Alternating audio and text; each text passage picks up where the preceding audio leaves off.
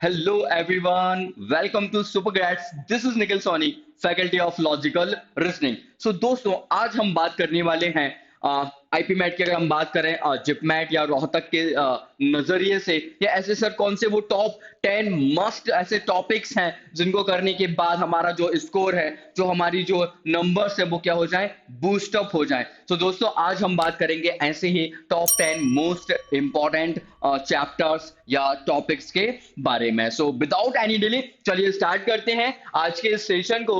And you can see सबसे पहले जो हम स्टार्ट करेंगे या जो हम बात करने वाले हैं पर्टिकुलर टॉपिक्स के बारे में बात करेंगे कि ऐसे वो कौन से टॉपिक्स हैं जिनका वेटेज जो हमारे आईपी मैट के अकॉर्डिंग रोहतक या जिपमेट या और भी हमारे एनपेट हो गया, इनके लिए बहुत ज्यादा इंपॉर्टेंट करता है। हम ओवरऑल बात करने वाले हैं, किसी पर्टिकुलर एग्जाम को हम लेके बात नहीं करेंगे। जस्ट ओवरऑल अगर हम बात करें कि अगर आपने ये टॉपिक्स कंप्लीट कर लिए तो हर एक एग्जाम आईपीमेट से रिलेटेड आपके एग्जाम से सब कवर हो जाएंगे और कहीं ना कहीं आपकी जो स्कोर है ये कम टॉपिक्स को करने के बाद भी आप एक एवरेज लेवल पे खड़े होगे। राइट, सो चलिए स्टार्ट करते हैं। जैसा कि आप देख सकते हो data arrangement, right. So data arrangement in the sense इसके अंदर भी कई वैरायटीज यहां पर देखी जाती है। डेटा अरेंजमेंट मतलब कंपैरिजन बेस्ड डेटा अरेंजमेंट होता है, क्लासिफिकेशन बेस्ड डेटा अरेंजमेंट होता है, सिक्वेंशियल डेटा अरेंजमेंट होता है। ऐसे ही कुछ डेटा अरेंजमेंट्स हैं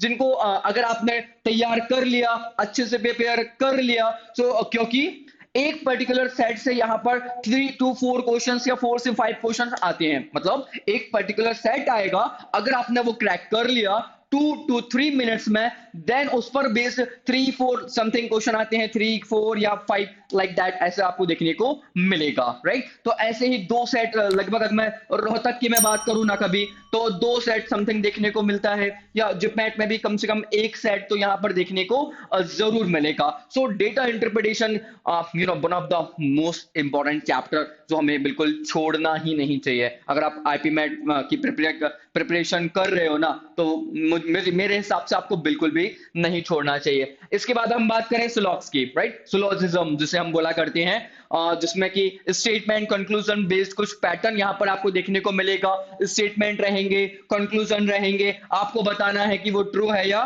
फॉल्स है। सो इस पर बेस्ड जो क्वेश्चंस होते हैं तकरीबन मिनिमम 2 to 3 क्वेश्चंस तो आपको देखने को जरूर मिलेंगे। तो या कहूं कि अच्छा वेटेज रहता है इस पर्टिकुलर चैप्टर का, और ज्यादा मतलब हार्ड भी नहीं है, जिसे क्रैक कर पाना ज्यादा हार्ड भी नहीं है। सो मस्ट इंपॉर्टेंट यार, मतलब मेरे हिसाब से आपको बिल्कुल आपकी जो बकेट लिस्ट है उसमें जरूर करना चाहिए, इस चीज को डालना चाहिए कि यार ये टॉपिक तो हमें करना ही करना है। राइट, और हाँ, चैप्टर्स कंप्लीट करना एक अलग चीज होती है, ऑन द अदर एंड उस पर मास्टरी हासिल करना कि हाँ ये मेरा चैप्टर बहुत ज्यादा स्ट्रांग है कि इस पे से आया हुआ हर एक क्वेश्चन मैं इतना श्योर तो हूं कि 95% तो मैं इसे क्रैक कर ही लूंगा। ऐसी मेंटेलिटी के साथ इस टॉपिक को स्ट्रांग करना है। आगे की बात करें एनालॉजी, राइट। सो एनालॉजी की अगर मैं बात करूं तो एनालॉजी 3 टाइप से पूछी जाती है।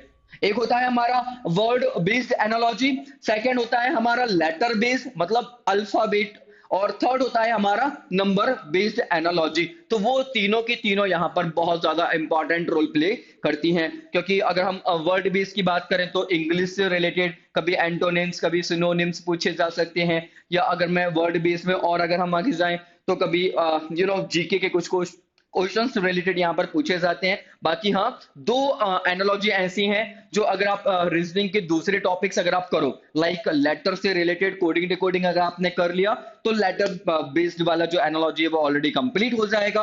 और अगर नंबर सीरीज या नंबर्स का अगर आपको थोड़ा सा अच्छा सा नॉलेज है तो नंबर रिलेटेड एनालॉजी भी आपकी फिनिश हो जाएगी। हाँ, इससे रिलेटेड एक और कनेक्टेड चैप्टर है जो कि मैं यहां पर बिल्कुल बोलना चाहूंगा, दैट इज क्लासिफिकेशन, या जिसे ऑड वन आउट भी कहा जाता है ना, जिसमें 4 ऑप्शंस रहते हैं, 3 किसी सर्टेन वन ग्रुप से रिलेटेड रहते हैं, एक जो होता है वो उस ग्रुप से रिलेटेड नहीं होता, वही आपको यहां पर सिलेक्ट करना होता है। तो वो भी कहीं ना कहीं इसी से रिलेटेड चैप्टर है। सो एनालॉजी क्लासिफिकेशन हम एक साथ ले सकते हैं। On the other hand blood relation, right, blood relation भी कहीं ना कहीं एक इंडिविजुअल इतना ज्यादा इंपॉर्टेंट भी है, इसके साथ साथ इसका कहीं ना कहीं दूसरी जगह भी यूज हुआ जाता है, राइट। जैसे अगर हम सिटिंग अरेंजमेंट की बात करें, डेटा अरेंजमेंट की बात करें, तो कहीं ना कहीं इसका यूज किया जाता है, राइट, कि जेंडर्स जो होते हैं, मेल फीमेल, और भी इनका जो फैमिली ट्री होता है, right, uncle aunt husband wife, तो एक इंपॉर्टेंट चैप्टर तो है जिसे करना बहुत ही जरूरी है, या मैं यूं कहूं तो बेसिक्स तो है हमारा, ये बेसिक है भाई, है ना, करना तो पड़ेगा। इसी के बिहाफ पे, इसी के हेल्प से दूसरे टॉपिक भी हैं जो यहाँ पर पूछे जाते हैं, तो करना भाई बहुत ही ज्यादा जरूरी है। और कोडिंग डिकोडिंग की बात करें, जैसा कि मैंने अभी आपको बताया था, एनोलॉजी में भी यूज होती है। ऑन द अदर एंड इसके और भी कहीं ज्यादा यूज है कोडिंग डिकोडिंग के, क्योंकि कोडिंग डिकोडिंग की हम बात करें तो अल्फाबेट्स का ज्यादा यूज होता है। अल्फाबेट से अल्फाबेट की जो पोजीशनिंग नंबर है उनका यहाँ पर कनेक्शन देखा जाता है। तो अगर हम बात करें सीरीज में, या कहीं अल्फा न्यूमेरिक सीरीज आ रही है, तो वहां भी इसकी इंपॉर्टेंस देखने को मिलेगी। On the other hand individual questions भी यहाँ पर बहुत ज्यादा पूछे जाते हैं, राइट। कुछ ऐसे चैप्टर्स हैं यहाँ पर जो मैंने इंक्लूड किए हैं कि आपको लगेंगे कभी कि डायरेक्टली नहीं है, बट उनका कहीं ना कहीं दूसरी जगह पर ज्यादा यूज होता है, जो एक कॉम्बिनेशन के साथ आपसे पूछे जाते हैं। चलिए आगे बात करते हैं।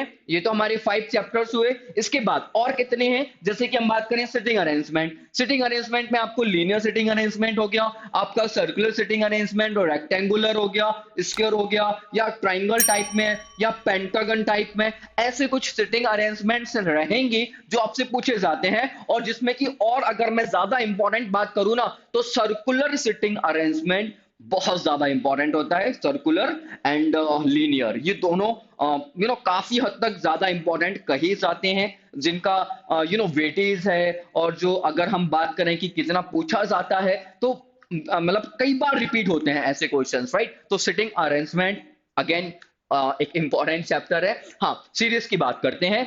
तो सीरीज जो है, सीरीज में भी कई टाइप की सीरीज आती है, राइट। नंबर बेस्ड सीरीज आती है। नंबर बेस्ड सीरीज में भी अगर हम बात करें तो कभी मिसिंग नंबर पूछते हैं आपसे, यो कभी नेक्स्ट टर्म पूछेंगे, कभी मिडिल टर्म पूछ लेंगे आपसे, कभी रॉन्ग वाली टर्म आपसे पूछ सकते हैं। ये तो केवल नंबर्स की बात हुई है। हाँ, ऑन द अदर हैंड अगर हम बात करें तो अल्फाबेट सीरीज भी यहाँ पर पूछी जाती है, कि यहाँ पर अल्फाबेट्स दिए हुए हैं, लेटर्स दिए हुए हैं, और उनमें भी वही चीज पूछी है। अल्फा न्यूमेरिक मतलब अल्फाबेट्स एंड नंबर्स, इन दोनों का कॉम्बिनेशन भी यहाँ पर आपसे पूछा जाता है। कभी कभी सिंबल पर बेस्ड यहाँ पर सीरीज पूछी जाती है। सो अगेन सीरीज इंपॉर्टेंट है, राइट। और आगे बात करें तो critical reasoning, right. Critical reasoning मैंने लिखा हुआ है, आगे हम इसको पूरा और ज्यादा डिटेल में समझेंगे कि क्रिटिकल रीजनिंग में और क्या आता है। बट फिलहाल क्रिटिकल रीजनिंग अगर थोड़ा सा मैं यहाँ बताने चाहूँ कि रोहतक में थोड़ा सा ज्यादा इंपॉर्टेंट रोल प्ले करती है क्रिटिकल रीजनिंग। हाँ, एनपैट में भी थोड़ा सा ज्यादा इसका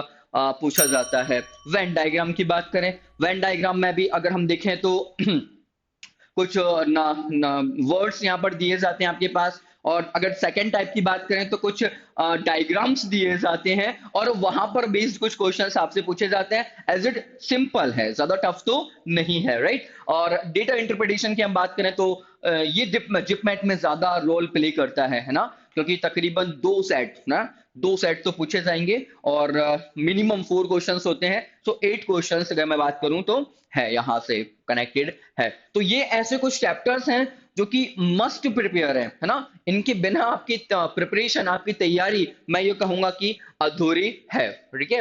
हाँ, अब क्रिटिकल रीजनिंग के बारे में थोड़ा सा डिटेल में जान लेते हैं। क्रिटिकल रीजनिंग में मैंने कुछ फ्यू चैप्टर्स यहाँ पर लिखे हुए हैं जो कि बहुत ज्यादा इंपॉर्टेंट है। ST it means statement conclusion हो गए, स्टेटमेंट अजम्पशंस हो गए, स्टेटमेंट आर्ग्यूमेंट, एंड यहाँ पर आप देख सकते हो असर्शन एंड रीजन। इसके साथ साथ कोर्स ऑफ एक्शन भी यहाँ पर होता है, डेटा सफिशिएंसी भी होती है। तो यही वो कहलाती है हमारी critical reasoning, right. Critical reasoning, data sufficiency को अलग कर दें, ये कहलाती है हमारी क्या, क्रिटिकल रीजनिंग। और कहीं ना कहीं आपको रोहतक में जो है वो इसका वेटेज थोड़ा सा ज्यादा देखने को मिलेगा। बाकी हाँ, ओवरऑल अगर हम बात करें तो आप इनको छोड़ नहीं सकते हो, राइट। और पर्टिकुलर मैं बात करूं ना तो लैंग्वेज बेस ज्यादा होती है, राइट, वर्डिंग पर बेस ज्यादा होती है ऐसे क्वेश्चंस, तो इनको छोड़ना कहीं ना कहीं मुनासिब तो नहीं होगा, और वेटेज रखते हैं अगर हम ओवरऑल की बात करें तो, राइट। इनके बिना भी हमारी तैयारी तो कुछ भी नहीं है।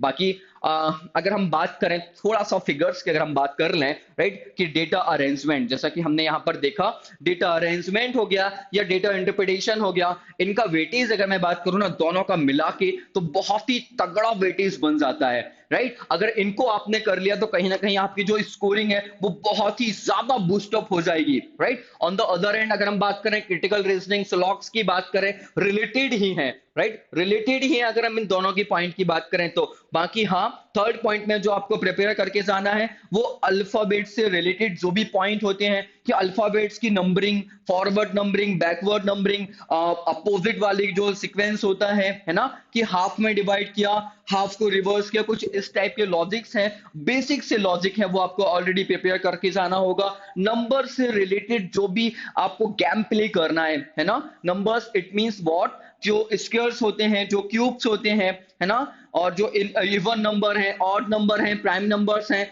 इनका नॉलेज अगर आप रखोगे और हल्का फुल्का मल्टीप्लिकेशन, सिंप्लीफिकेशन, अप्रोक्सीमेशन अगर आप तगड़ा करके जा रहे हो, तो कहीं ना कहीं आपकी प्रिपरेशन बहुत ही ज्यादा बूस्टअप हो सकती है। बट हाँ, करना जरूरी है, एक्शन लेना भी बहुत जरूरी है, केवल बातों से यहां पर काम चलने वाला नहीं है, राइट।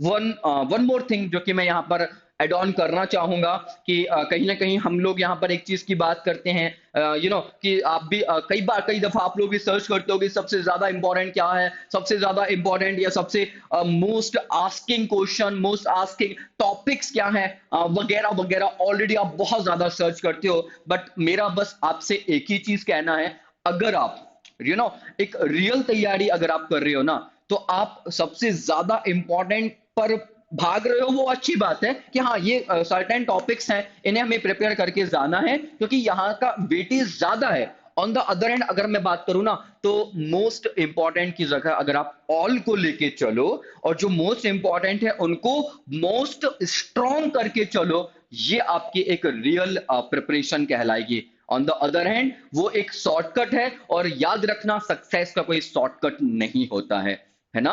हार्ड वर्क जरूरी होता है अगर आपको किसी भी एग्जाम में सक्सेसफुल होना है, एग्जाम में टॉप करना है, आपको हर एक वो चीज को, मतलब हर एक वो चीज को इन द सेंस जो भी आपके सिलेबस में यहाँ पर आया हुआ है, वो हर एक चीज को कंप्लीट करना पड़ेगा, चाहे आप उसका एक बेसिक नॉलेज लेके जाओ, बट हाँ उसका एक बेसिक सा नॉलेज कवर जरूर करना, राइट। हाँ, जो मोस्ट इंपॉर्टेंट चीज है उनको मोस्ट स्ट्रॉन्ग आपको बनाना है, वो एक अलग बात है। आई होप कि ये चीज आपकी बहुत ज्यादा हेल्प करने वाली है, राइट। तो मोस्ट इंपॉर्टेंट की जगह आप ऑल को लेके जाओ, वो आपकी ज्यादा हेल्प करेगा। आई होप कि ये पर्टिकुलर सेशन आपकी बहुत ज्यादा हेल्प करे, और आई की पूरा का पूरा सिलेबस आप कंप्लीट करो, जो ज्यादा इंपॉर्टेंट है उसको ज्यादा स्ट्रॉन्ग करो, ज्यादा प्रैक्टिस करो, ज्यादा टेस्ट लगाओ, उसका एनालिसिस करो, जो अगर एरर्स हो रही हैं उन पर्टिकुलर मोस्ट इंपॉर्टेंट टॉपिक में, उनको पहले आपको स्ट्रॉन्ग करना है। ऑन द अदर हैंड जो टॉपिक थोड़े से ज्यादा कम पूछे जाते हैं, या मैं यूं कहूं कि एक या दो क्वेश्चंस ही आते हैं, उनका भी आपको बेसिक्स के साथ साथ हल्की फुल्की प्रैक्टिस तो करनी ही चाहिए। ओके गाइस, मिलते हैं नेक्स्ट सेशन में, तब तक के लिए tata, bye bye, take care, bye everyone.